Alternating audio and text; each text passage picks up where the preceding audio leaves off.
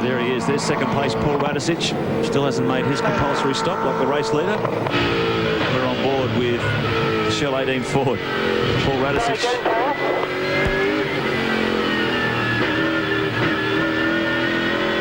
Said earlier in the day he wasn't happy with the balance of the Shell Ford. Here comes our race leader. Followed by Radicic. So first and second peel off as well. John Bauer takes over, unless Bowie decides to come into the pits as well. So we're just waiting for positions to unfold here. Here goes Radicic.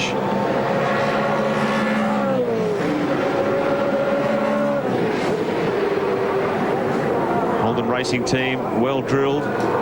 Bright gets back into the action. Radicic waiting for the Shell Ford team to do the same. And he's had his exit almost blocked by one of the FTR cars. That's the trouble. It's very, very tight in this pit lane. It was originally built for motorcycle racing or motorcycle garages. As a result, it's very narrow. Brighty got out in front of Paul. Their stop was a good couple of seconds quicker. You'll probably see a margin here.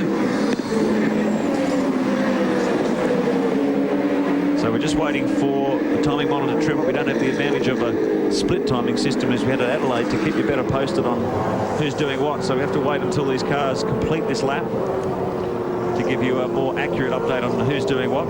Cautiously forceful is what's required from the driver's seat at this moment. There's the front end of David Bernard's Caltex Haviland car with a lot of damage. They're putting a new nose cone on it.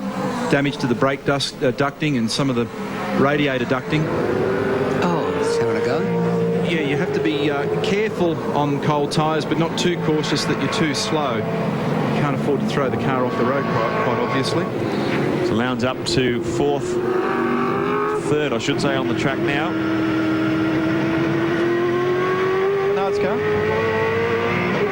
Well, David Bernard has been in for quite a lengthy stop here. I've just had a word to some of the boys in the team here. There was apparently, according to them, contact with Jason Barguana around the back of the circuit. And as you can see, the Caltex Haviland Ford has sustained major damage to the front left. A very long and costly stop for David Bernard. But guys, I cannot recall pit lane being as busy as it has been down here today.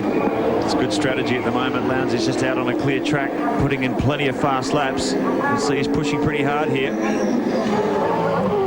His last time through, he did a 34.5, which is not bad with 11 laps in the book.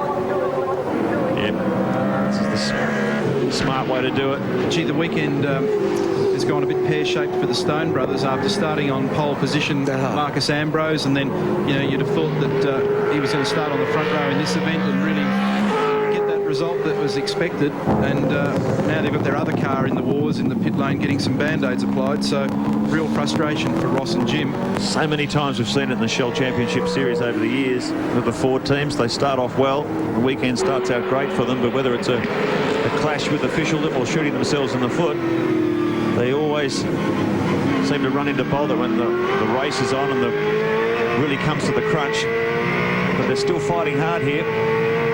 Craig Lowndes is now our race leader. As you say all the time, you've got a nice clear track in front of you. There's no. The only downside is that you could be out there when a safety car comes. Comes and it just blows a mammoth great hole. Oh, so he's got a few. 20 seconds. You can see the split Craig Lowndes has over Mark Scaife, who has already pitted. So Scaife second on the road, but he's going to be a race leader if he gets the overlap here. Standing by for this stop with Craig Lowndes. Let's keep an eye. Mark Scaife making his way across the start-finish line now. So Scaife will take the lead. You can hear the Holden fans cheering. This is a good stop, though, by the Gibson Motorsport crew. Off the jacks and onto the deck, Craig Lowndes rejoins the track, but he will not take the race lead. Bernard has gotten out of his car in disgust, and there's problems also for Stephen Richards in the second FTR Ford. Well, Lowndes and the Gibson team did everything they could under that situation when they had a nice clear track ahead of them, try and get some track position. And the other significant thing there, they had a nice clear pit lane, which is pretty vital as well. So he comes out in front of McLean and Ambrose, so the Ambrose-Lowndes battle's reignited.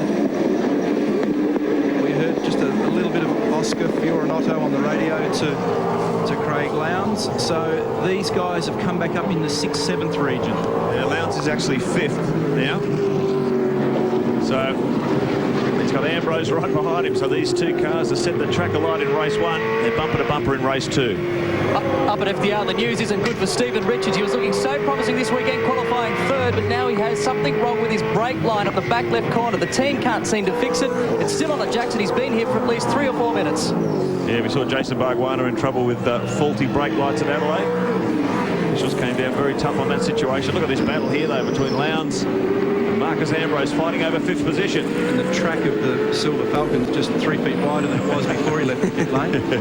I spoke to John Matthews from Ford Ticklet Racing between the races. He's the general manager of the show. He couldn't believe their luck after Glenn and Stephen qualifying well, and then it looked like they were on target for a great result in that first event, and then they got trapped with the safety car. And Glenn's buried in the field at the moment. Stephen's in the pit lane. Another one gets through the fingers. So Mark Scaife is leading this one. Jason Bright 4 seconds behind his teammate. Paul Radisich in 3rd. John Bauer in 4th. Craig Lowndes in 5th. Marcus Ambrose 6th. Klein in 7th. Seaton in 8th. Todd Kelly in 9th. Jason Bargwanna in 10th. Tander now clawing his way back after another wretched start to the weekend.